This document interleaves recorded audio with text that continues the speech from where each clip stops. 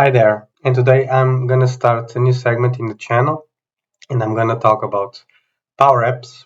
Okay, if you don't know, Power Apps is a tool from Microsoft. Okay, and in this video, I'm gonna show you how we can create a record in a table using the Power Apps Canva. Okay, in here in the screen, we can see our environment. And I uploaded the table here and did some tests for you to see that I already created this. So these are the two records that I created so far. In order to create this table, I created Excel. So this is like a bootstrap table that I created, but you can create by yourself a new table and test this as well. Okay. So moving on here to the Canva. If you don't know, you just need to use the make.powerapps.com. It's the URL that you can set on your URL browser, and you can start building apps. Okay. So in your left, we have the tree view. We have our elements in the displayed in this screen. And what I'm going to do is to create a form. You can just click here in the insert, select form, and I'm going to select edit form. And when we drag and drop the edit form, he asks us what will be the data that we want to put in the form. Okay, so in this case, I'm going to use employee tests. That's the table that I want to create a new record.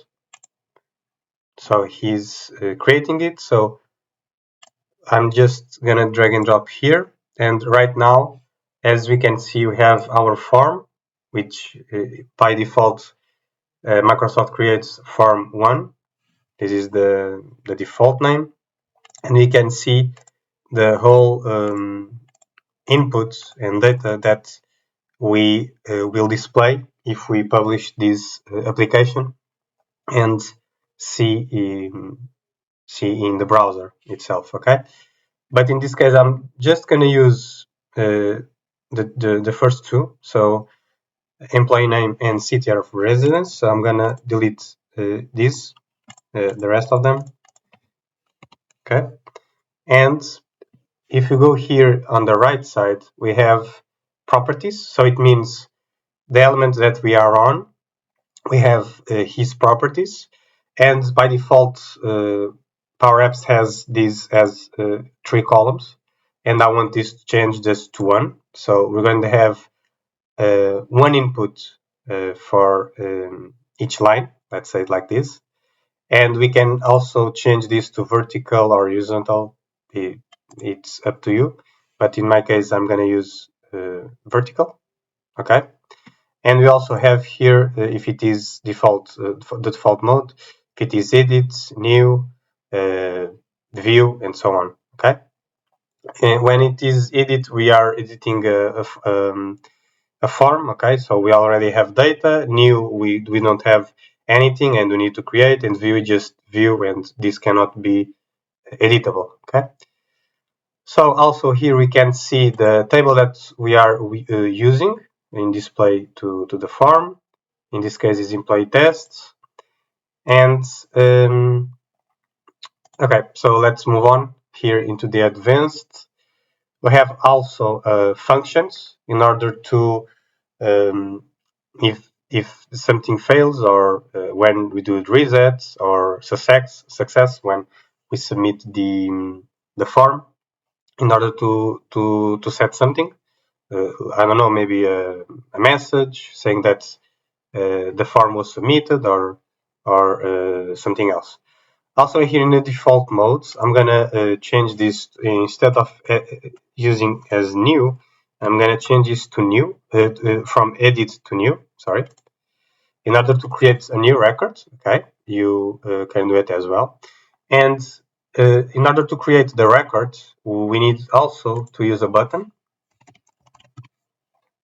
So I'm gonna use a button, drag and drop, and right now we just need to change the text of the button. So let's say form, and we need to set the unselect. So when we select the when we hit this button, we want to create the record in our table. Okay.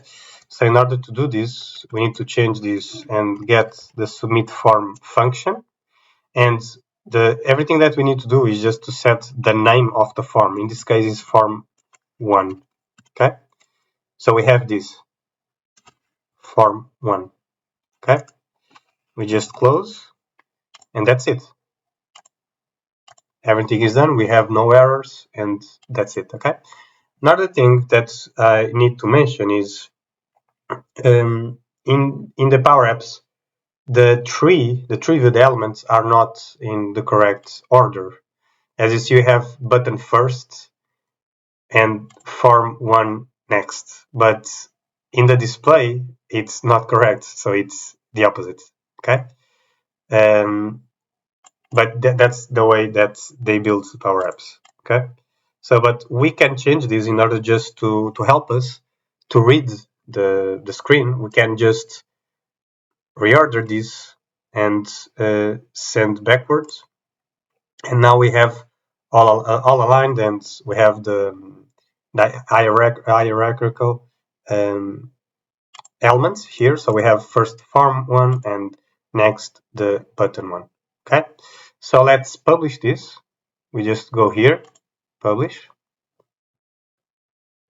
this version, and now we can test this. So preview the app, and right now we need to set the employee name. So I'm gonna use Paul, and city of residence I'm gonna use, this is not mandatory, by the way. This one is, but this one isn't. And city, let's say Washington. Okay, and let's save the form. Okay, so if you go back here in the Power Apps and we refresh,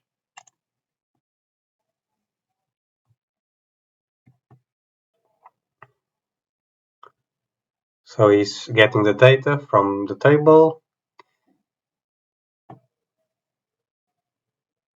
and we have, so in this table we have the employee test. In this case is the identifier of the table, and this is the GUID, okay, with the 36 characters. He generated himself. It's by default. We don't need to do anything regarding this, at least the way that I created the table.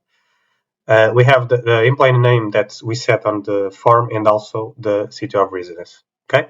Hope this was helpful for you, and if you have any questions, please add a comment below, and I'll see you in the next video.